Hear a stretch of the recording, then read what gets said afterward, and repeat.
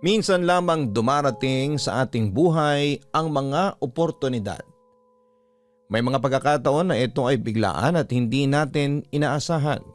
Ngunit dumarating tayo sa punto na minsan ang akala po nating biyaya na siyang magdadala sa atin sa tagumpay ay maaari din palang maging dahilan ng mga hindi natin makakalimutan na karanasan. Dear Papa Dudut, itago niyo na lamang po ako sa pangalang Leila. Kasalukuyan po akong nagtatrabaho ngayon sa isang pribadong kumpanya sa Maynila. Paborito naming magkakatrabaho na pakinggan ang mga istorya sa inyong programa. Lalo na po kung kwentong katatakutan. Medyo hilig po kasi talaga namin ito. Lalo na at ang ilan sa amin ay may kanya-kanya ding karanasan ukol sa mga ganitong bagay. Marahil ay marami ang magtataka kung hindi pa ba kami nadala sa aming mga naranasan para magustuhan pa naming makinig sa ganitong mga kwento. Pero minsan po kasi ay may mga pagkakataon na ang mga kababalaghan na ating nakakaharap ay maaaring may iwan sa ating mga aral na kailanman ay hindi natin makakalimutan. Kaya naman gusto kong ibahagi sa inyong tagapakinig ang aking istorya. Naganap ang aking karanasan nung ako'y nasa kolehiyo pa lamang. Sa school na aking pinapasukan ay may pagkakataon na nabibigyan ng chance ang ilan sa mga mag-aaral na makapunta sa ibang bansa upang mas malinang pa ang kanilang kaalaman.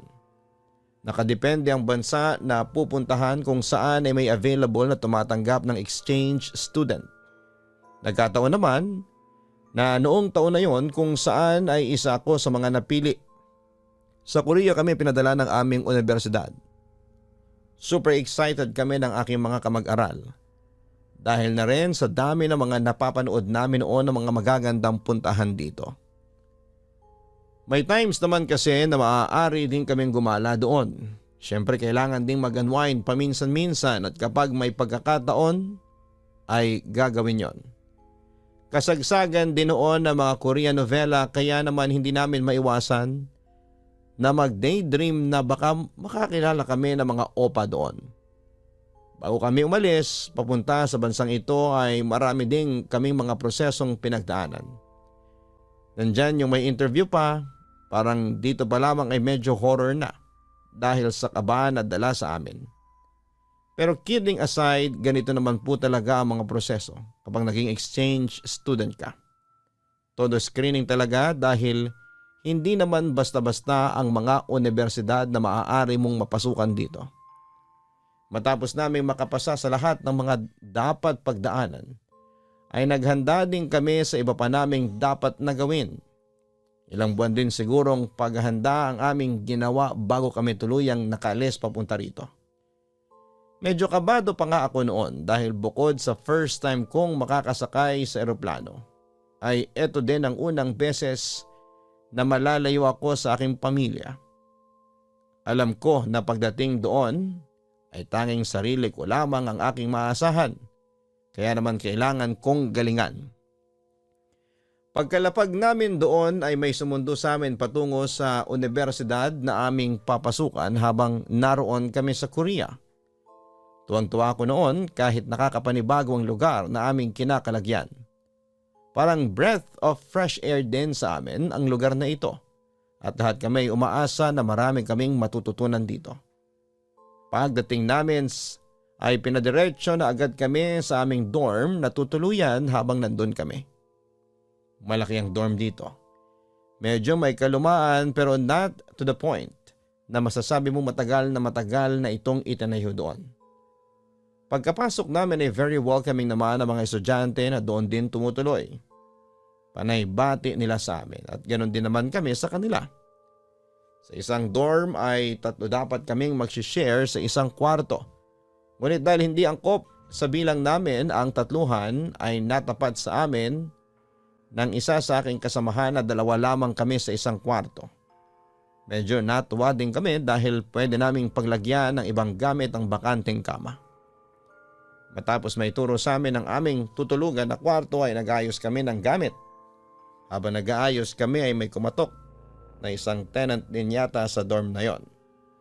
Binati namin siya at sinabing pumasok muna pero sinabi nito na doon lamang siya sa labas ng aming kwarto. Halata sa kanyang mukha na medyo kabado siya. Kaya hindi namin maiwasan na magkatinginan ng aking kasamahan. Tinanong namin siya kung may kailangan ba siya sa amin. Pero sinagot lamang kami nito na gusto lang daw niya kaming kausapin. Ngunit mamaya na lang daw kapag nasa labas na kami ng aming silid. Magkita na lang daw kami doon sa may canteen malapit sa dorm. Nagtataka man kami sa kanyang ikinikilos. Ay sumang-ayon na lang din kami sa kanya. Baka hindi lang din talaga siya komportable sa amin ng aking kasamahan ngunit kailangan lang niya kaming kausapin.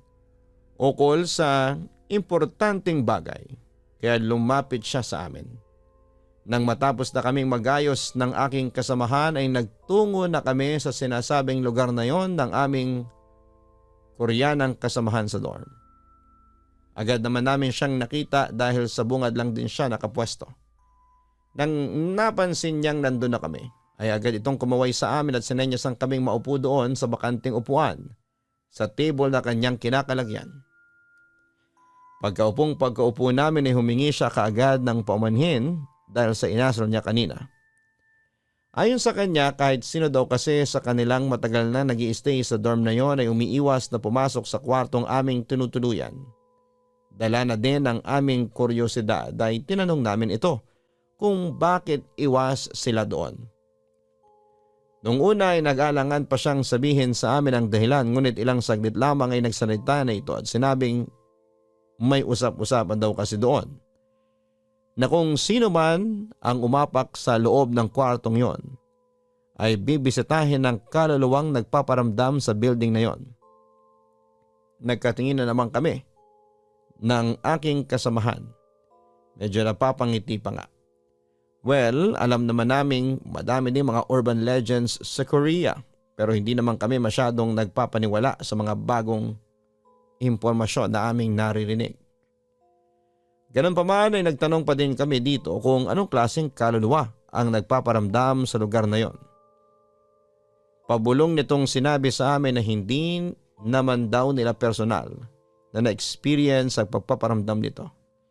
Pero ilan daw sa mga nananatili sa room na yon ay nagsasabi na madalas daw ay may bumibisita sa kanila na isang babaeng nakapula. Minsan daw ay makikita itong nakahiga sa kama at minsan naman daw ay habang natutulog sila ito dumarating. Kahit na hindi naman ako naniniwala sa kwento niya ay hindi ko maiwasang makaramdam ng takot. Ang creepy lang kasing isipin na habang natutulog ka ay biglang may dadalaw sa iyo na ganong kaluluwa. Dagdag pa ng aming kasamahan sa dorm na sinabihan lang daw niya agad kami para daw may ideya lamang kami sa mga nangyayari sa silid na aming tinutuluyan. Nagpasalamat na lamang kami sa kanya bago siya umalis, Papa Dudut. Tahimik naman kami ng aking kasama sa kwarto. Nag-iisip kung talaga bang may mga ganong pangyayari doon. Upang makasigurado ay nagtanong kami sa iba naming mga kasamahan kung may naikwento ba sa kanila ang kanilang mga nakakausap na matagal nang nanunuluyan sa dorm na yon ukol sa aming nasagap na balita. Nakakunot ang mga noon naman nilang sinabi sa akin na wala naman daw nababanggit na kahit na ano ang mga ito. Napanatag naman ang kalooban namin dahil mukhang myth nga lang ang bagay na sinabi sa amin ng aming nakausap kanina at tinatakot lamang kami dahil baguhan kami sa lugar na yon. Iwinaksi na naming dalawa sa aming isipan ang istorya na yon at payapang nagpahinga sa aming kwarto matapos naming kumain. Kinabukasan ay nagsimula na kami sa aming mga dapat gawin doon. Nag-ayos ng mga gamit at pinamilyar ang mga sarili namin sa mga lugar doon upang hindi kami nangangapa kapag nagsimula na ang klase sa susunod na linggo. Makalipas nga ang isang linggo ay masaya naming dinaluhan ang lahat ng klase na dapat naming puntahan. Matapos ang mga ito ay nagkayayaan ang aming mga kasamahan sa exchange program na maglibot muna. Hindi naman ako sumama sa kanila dahil may mga kailangan akong aralin. Bumalik akong mag-isa sa kwarto at doon ay nag-aral. Hindi ko namalayan na nakaidlip na pala ako habang ginagawa ito. Nagising ako nang makaramdam ako ng gutom. Sinilip ko ang kama ng aking kasamahan at nakitang may nakahiga na dito dahil nakikita ko ang kanyang buhok na nakalabas kahit pa nga nakataklob siya ng kumot. At mukhang natutulog na. Hindi ko alam kung kumain na ba siya kaya naman naisipan kong gisingin siya. Niyugyug ko siya at tinanong kung kumain na ba siya ngunit hindi naman siya sumasagot. Napapakamot naman ako sa ulo dahil sa isip ko noon ay gutom na ako. Ay napakahirap pang gisingin itong kasama ko. Dahil hindi talaga siya nagigising sa aking ginagawa ay sinabihan ko na ito na ako na lamang ang pupunta sa kantin dahil gutom na talaga ako. Muli wala akong tugon na nakuha mula sa kanya. Lumabas na ako noon ng kwarto ngunit nasa hagdanan pa lamang ako ay nagulat ako nang makasalubong ko ang aking kasama sa kwarto. Literal atang nanlaki ang mga mata ko nang makita ko siya. Tinanong ko siya kung saan siya galing at sinabi nito na kababalik pa lamang nila mula sa paglilibot. Umakyat lamang daw siya doon para tawagin ako para kumain na dahil mukhang natabunan na daw ako ng mga libro. Nautal ko pa siyang tinanong noon kung kababalik pa lamang nila sino yung nakita kong nakahiga sa kanyang kama kanina. Kinabahan naman nito akong hinampas habang alanganing tumatawa na ano daw ba ang pinagsasabi ko. Imposible daw na nakahiga siya doon dahil kararating pa lamang nila at ngayon pa lamang siya aakyat sa aming silid. Hindi naman ako makasagot sa kanya at parang nanlamig ang buong katawan ko at namamanhid ang aking mukha sa aking mga narinig. Mukhang nahalata naman ito ang aking kaba kaya niyaya ako nito sa aming kwarto upang tignan kung may ibang taong nakapasok doon. Mabilis kaming umakyat sa aming silid upang muling silipin ang sinumang naroon. Ngunit pagdating namin doon ay bakante ang kanyang kama. Walang bakas na may ibang nakahiga dito. Natatawa naman sa akin ang aking kasama at sinabi nitong baka daw namamalik mata ako at medyo antok pa ako. Kaya akala ko ay may nakahiga doon. Bagaman at alam ko sa sarili ko na totoo ang aking nakita ay sumang-ayon na lamang ako sa kanya. Habang naghahapunan kami ay tahimik lamang ako sa isang tabi papadudot. Hindi mawala sa aking isipan ang aking nakita kanina. Sino ang taong yon? Nabigla na lamang pumasok sa aming kwarto at nawala ring parang bula. Yan ang mga katanungang patuloy na tumatakbo sa aking isipan ng mga oras na yon. Biglang pumasok sa aking isipan ang sinabi ng nakausap namin ng aking kasama sa silid. Hindi kaya totoo ang sinasabi nito? At dahil hindi naman ako mapakali ay naisipan ko na hanapin ito bukas at kausapin ukol sa kanyang ibinahaging kwento. Sa isip ko ay baka malinawan ang aking isipan kapag narinig ko ng buo ang kwento niya. Kinabukasan matapos ng mga klase namin ay agad kong hinanap ang taong nakausap namin. Hindi naman ako nabigo at agad ko siyang nakita. Malugod naman niya akong pinaunlakan na makakausap siya tungkol sa bagay na nais kong malaman. Lumabas kami ng campus at doon ay nag-usap. Habang kumakain kami ay dineretsa ko na siya sa tanong ukol sa kung ano ang kanyang nalalaman sa aming silid. Ikinuwento naman niya sa akin ang lahat simula doon sa usap-usapan na sa kwarto na aming tinutuluyan ngayon ay may nagpatiwakal na isang estudyante. Hindi daw nito kinaya ang pressure ng mga aralin nila kaya naman na-depress ito at kalaunan nga ay kinitil nito ang kanyang buhay suot ang paborito niyang pulang damit. Pero ayon sa kanya, may iba daw nagsasabi na bukod daw sa pag-aaral ay naging problema din ng estudyanteng ito ang pambubuli. ng kanyang mga kaklase. Tampulan umano ito ng mga tukso at iba't ibang nakakasakit na pranks ng kanyang mga kamag-aral.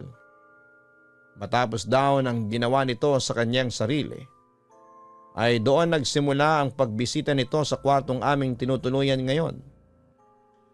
Noong una daw ay simpleng pagpaparamdam lamang ito tulad ng pagkawala ng mga gamit na mga nananatili sa lugar na yon, hanggang sa unti-unti ay nagpapakita na daw ito sa kanila. Nandyan daw na mararamdaman na lamang ng mga tenant sa silid na yon na parang may nakamasid sa kanila. Tapos ay magigising na tila may papalabas na isang babaeng nakapula. Sinundan daw ito ng kaganapan na minsan ay nakikita itong nakahiga sa isa sa mga kama. At ang pinakakinakatakutan ng iba ay madalas daw na tumatabi na ito sa kung sino man ang nasa kwartong yon. Hindi naman daw ito nananakit, ngunit gusto nito na manakot ng ibang tao. Marahil daw ay gusto nitong maramdaman ng mga estudyante doon ang takot na kanyang nararamdaman noong binubuli siya ng kanyang mga kaklase. Tulad nga daw ng kanyang sinabi, ilan sa mga kakilala ang nakaranas na, kaya naman nalaman niya ang mga ito. Kung sakali man daw na magparamdam ito ay huwag na lamang pansinin dahil mas lalo lamang daw itong magpaparamdam sa kanila. Hindi ko na binanggit sa kanya ang aking naging karanasan dahil hindi naman ako sigurado kung ang ikinukwento nito ay ang siyang nakita ko sa aming silid. Baka mamaya kasi ay ibang tao lang talaga ito, na iba ang trip sa buhay, at dahil bago nga kami sa lugar na yon ay naisipang biruin ng ganon. Nagpasalamat naman ako sa kanya matapos ang aming pag-uusap. Bagaman at halatang may pagtataka sa kanyang ekspresyon, ay hindi naman ito nagtanong pa sa akin na siyang aking pinagpapasalamat. Bumalik na din agad ako noon sa aming dorm. Pagdating ko ay nakita kong tahimik lamang na nakaupo ang aking kasamahan doon sa kanyang kama. Ang seryoso niya, kaya naman natatawa ko siyang tinanong ng pabiro kung bakit parang pinagsakluban ng langit at lupa ang kanyang itsura. Tila doon na lamang ito nagising sa kanyang pagkakatulala. Nabahala naman ako nang bigla itong yumakap sa akin habang umiiyak. Tinanong ko ito kung ano ang nangyari sa kanya. Iniupo ko muna siya sa aking kama. Nang makaupo na kami ay sa kanya sinalaysay sa akin ang lahat. Hindi kasi ako nakapagpaalam sa kanya nang hindi muna makakabalik sa kwarto ng araw na yon. Kaya naman inaasahan niya na pagdating sa kwarto ay nandun ako. Pagkabukas daw niya ng pinto ay nakita niya na may babaeng nakatayo doon sa may sulok ng aming silid. Nahaharangan ito ng kurtina at tila nakasilip sa bintana, kaya naman inakala niyang ako ang babaeng yon. Ang nakita lamang niya ay ang silhouette nito na mahabang buhok at nakalugay at tila nakasuot ng pulang damit. Hindi naman daw niya ito binate dahil pagod din siya sa mga naging klase ngayong araw. Kaya naman naisipan niyang umidlip muna. Nagpaalam at nagsabi pa nga daw siya. Sa inaakala niyang ako na nakatayo sa bintana, nagisingin na lamang siya kapag maghahapunan na at sasabay siya sa akin. Mga ilang minuto pa lamang siguro siyang nakakaidlip ay nakaramdam siya ng kakaiba sa kwarto. Yun daw ba ang pakiramdam na parang may nagmamasid sa kanya? Hindi daw niya napigilan ang kanyang sarili na dumilat upang tignan kung sino yung tila kanina pang nakatingin sa kanya. Pagmulat ng kanyang mata ay halos maihi daw ata siya. Dahil ang bumungad sa kanya ay ang mukha ng isang Koreana na halos isang dangka lamang ata ang layo sa kanya. Sobrang pula ng mga labi nito na medyo nakaawang pa. Maging ng kanyang muka ay putlang putla din. Titig na titig daw ito sa kanya at tila may sinasabi ng pabulong. Hindi naman daw niya maintindihan ang minumutawin ito sa mga salita dahil nga mahina lamang ito. Napansin daw niya ang tila maitim na marka sa liig nito. Hindi siya makasigaw o makagalaw man lang at parang nanigas daw ang kanyang katawan. Nakipagtitigan lang din siya dito na para bang nakikipaglaban sa staring contest. Ilang minuto din daw ang tinagal ng ganong posisyon bago daw umalis ang babaeng yon.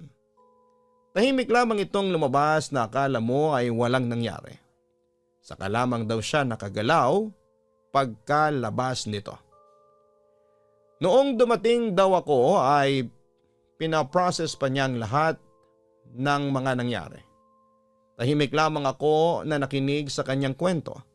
Inalo ko lamang siya dahil kitang-kita ko ang takot sa kanyang mukha habang nagkikwento siya. Dito din ay nakumpirma ko ang lahat ng bumabagabag sa aking isipan. Mukhang ang estudyanteng nagpakamatay nga dito sa kwarto ang siyang nakita namin parehas ng aking kasamahan.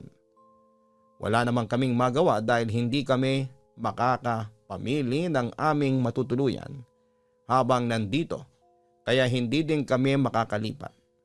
Sapat lamang ang allowance namin para sa aming mga pang-araw-araw na pangailangan sa loob ng panahong igugugol namin sa exchange student program na ito. Nagkasundo kaming dalawa na bukas ay magpapatulong kami sa aming mga kakilala upang kahit protection man lamang ay meron kami. Magkatabi lamang kaming natulog dahil nga sa trauma na inabot ng aking kasamahan sa nangyari sa kanya kanina. Kinabukasan pagkatapos ng aming klase, kinausap namin ang iba naming kasamahan dahil baka may ilan sa kanila na may proteksyon na maaari naming magamit habang nananatili kami sa lugar na yon. Ngunit maging sila ay hindi din nila alam kung ano ang maaaring makatulong sa amin. Ngunit nangako naman sila na magtatanong din sa mga naging kaklose nilang mga residente doon upang matulungan kami sa aming problema. Nagpasalamat naman kami sa kanila sa effort nila na matulungan kami. Bumalik kami ng sabay sa aming kwarto ng kasama ko.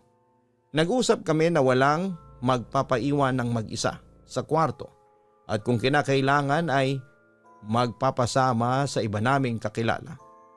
Iniisip namin na sa ganong paraan ay hindi na kami papakitaan pa ng kaluluwang gumagambala sa amin. Ngunit minsan ay mahirap din pala na umasa sa mga ganong bagay dahil minsan ay hindi nangyayari ang ating kagustuhan.